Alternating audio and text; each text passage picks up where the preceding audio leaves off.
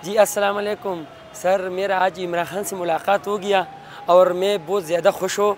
और PDM वालों सुनो, एक गरीब कवि वाला का मुलाकात हो सकता है। ये देखो, एक खान ऐसे लीडर है, आप लोगों को पता नहीं है। PDM वालों, 11 पार्टी वालों सुनो, ये देखो गरीब कवि वाला से खान मिला हुआ और मुझे प्री अलाउंड का कालब भी बनवा के ऑर्डर बनवाया दिया हुआ।